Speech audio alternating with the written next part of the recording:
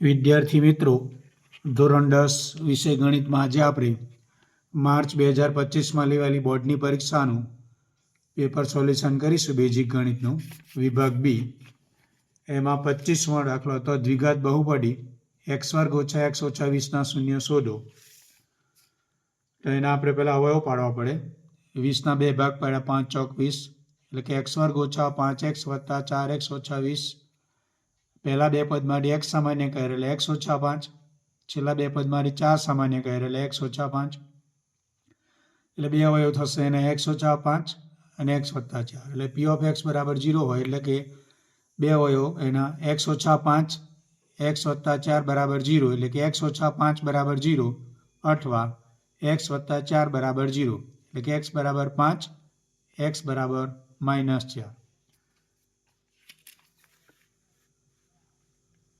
26માની અંદર આપણને દ્વિઘાત બહુપદીના શૂન્યનો સરવાળો અને શૂન્યનો ગુણાકાર -3 અને 2 આપેલા છે.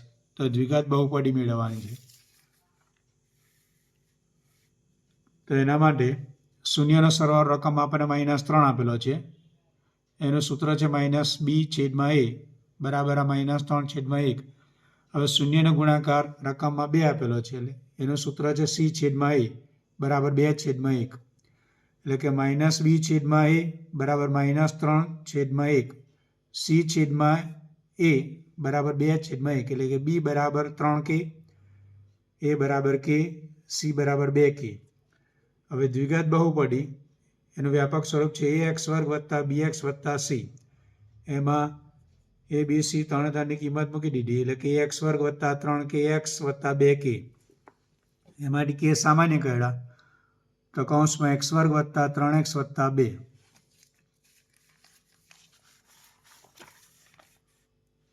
27મી અંદર દ્વિઘાત બહુપદી આપણે આપેલી છે.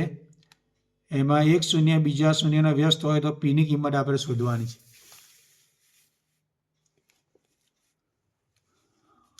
તો એમાં c બરાબર a થાય.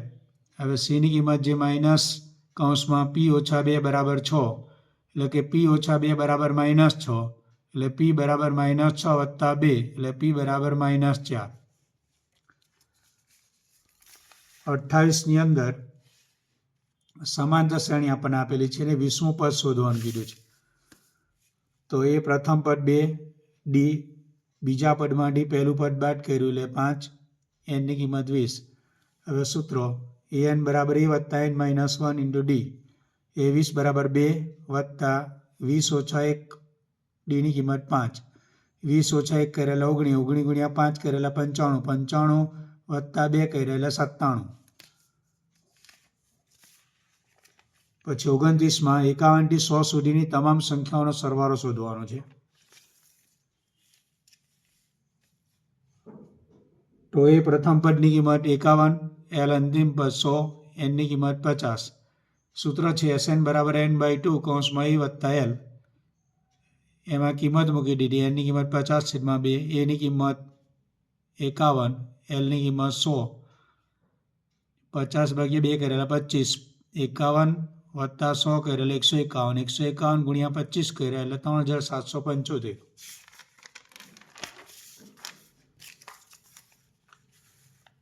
30માની અંદર બિંદુઓ આપણને આપેલા છે. જોડતા રેખાખંડો 3/1 ગુણોત્તરમાં અંતર વિભાજન કરતા બિંદુના યામ શોધવાના છે. તો એના માટેનું સૂત્ર pxy બરાબર m1x2 + m2x1 / m1 + m2, m1y2 + m2y1 / m1 + m2. એમાં બધી કિંમતો મૂકી દીધી. 8 × 3 કરેલા 24, 4 × 1 કરેલા 4 / 3 + 1 એટલે 4, 5 તાલી 15, -3 × 1 એટલે -3 / 3 + 1 એટલે 4, એટલે 24 + 4 એટલે 28/4. 15માંથી 3 બાદ કરેલા 12/4. છેદ ઉડાવ્યા એટલે એની કિંમત આવી 7 અને 3. 31ની અંદર p કેન્દ્રિત વર્તુળમાં XY વર્તુળનો વ્યાસ x અને y યામ આપણને આપેલા છે. તો pના યામ શોધવાના છે. બિંદુ p એ વ્યાસ XYનું મધ્ય બિંદુ થાય. હવે પીના યામ શોધવા માટે સૂત્ર x1 + x2/2 y1 વત્તા y2 છેદમાં 2 એટલે 3 વત્તા 1 છેદમાં 2 માઇનસ 10 વત્તા 4 છેદમાં 2 એટલે 4 છેદમાં 2 આ બાજુ માઇનસ 6 છેદમાં 2 એટલે પીના આમ થશે 2 માઇનસ 3.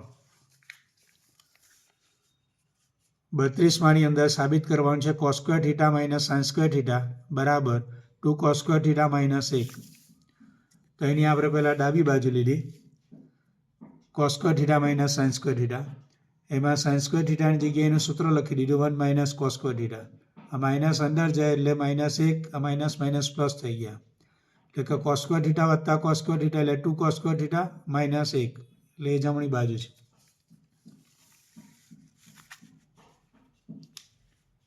પછી 33 અંદર કિંમત શોધવાની છે 4 cos સ્ક્વેર 45 ઓછા sec સ્ક્વેર 60 વત્તા sin સ્ક્વેર 60 વત્તા cos સ્ક્વેર 90. તો એની અંદર બધી કિંમત મૂકી દીધી. cot 45ની કિંમત 1 અહીં cot સ્ક્વેર છે એટલે 1 વર્ગ, sec 60ની કિંમત 2 પણ sec સ્ક્વેર છે એટલે એનો વર્ગ, sin 60ની કિંમત વર્ગમૂળમાં 3 છેદમાં 2 અહીં sin સ્ક્વેર છે એટલે એનો વર્ગ, cos 90ની કિંમત 0 cos સ્ક્વેર છે એટલે એનો વર્ગ કર્યો.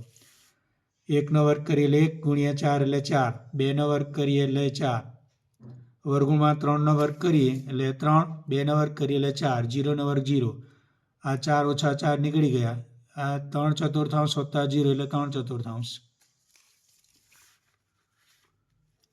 34 અંદર ટાવરના પાયાથી 30 મીટર દૂર રહેલા જમીન પરના એક બિંદુથી ટાવરની ટોચના ઉચ્છેદ કોણનું માપ 30° છે. તો ટાવરની ઊંચાઈ શોધવાની છે. તો એના માટે આપણે આકૃતિ દોરી દીધી. તો એમાં AB ટાવર છે, BC એ ટાવર અને જમીન પર આવેલા વચ્ચેનું અંતર છે અને ઉચ્છેદ કોણ 30° આપેલો છે. હવે ત્રિકોણ ABCની અંદર tan 30 બરાબર AB છેદમાં BC એટલે કે સામેની બાજુ છેદમાં પાસેની બાજુ. હવે tan 30ની કિંમત મૂકી દીધી 1/3 અંશમાં AB છેદમાં BCની કિંમત રકમમાં 30 આપેલી હતી એટલે કે AB બરાબર 30 ગુણ્યા 1/3 અંશ અને છેદ બંનેને વર્ગમૂળમાં 3 વડે ગુણ્યા એટલે કે 30 √3 છેદમાં 3 એટલે કે ABની કિંમત આવી 10 √3. ફક્ત દ્રષ્ટિહીન વિદ્યાર્થી માટે વ્યાખ્યા આપવા પહેલું ઉચ્છેદ કોણ અને બીજો અવક્ષેદ કોણ. તો ઉચ્છેદ કોણ જ્યારે નિરીક્ષણ હેઠળનો પદાર્થ ક્ષૈતિજ રેખાથી ઊંચે હોય ત્યારે નિરીક્ષણ હેઠળના પદાર્થનો નિરીક્ષણ બિંદુને સાપેક્ષ ઉચ્છેદ કોણ એટલે દ્રષ્ટિ રેખા અને ક્ષૈતિજ રેખાથી બનતો ખૂણો. અવક્ષેદ કોણ જ્યારે નિરીક્ષણ હેઠળનો પદાર્થ ક્ષૈતિજ રેખાથી નીચે હોય ત્યારે નિરીક્ષણ હેઠળના પદાર્થને નિરીક્ષણ બિંદુને સાપેક્ષ અવક્ષેદ કોણ એટલે દ્રષ્ટિ રેખા અને ક્ષૈતિજ રેખાથી બનતો ખૂણો.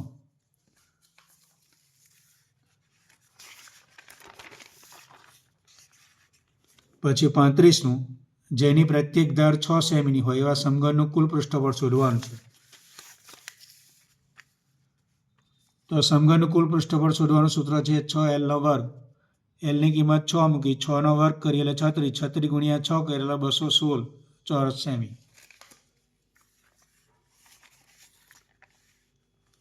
36માં એક શંકુની ઊંચાઈ 6 સેમી અને પાયાનો વ્યાસ 5 સેમી છે. એની તિર્યક ઊંચાઈ શોધવાની છે.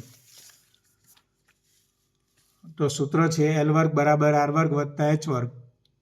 Rની કિંમત 5/2 એનો વર્ગ વત્તા Hની કિંમત જે છે 6 વર્ગ, 5 વર્ગ કરેલા 25, 2 વર્ગ કરેલા 4, 6 વર્ગ કરેલા 36, 4 લસા લઈને સાદુરૂપ આપી એટલે 25 + 144/4 એટલે કે 169/4 એટલે Lની કિંમત એટલે કે આનું વર્ગમૂળ લીધું 169નું વર્ગમૂળ 13, 4નું વર્ગમૂળ 2 એટલે કે Lની કિંમત આવી 6.5 સેમી.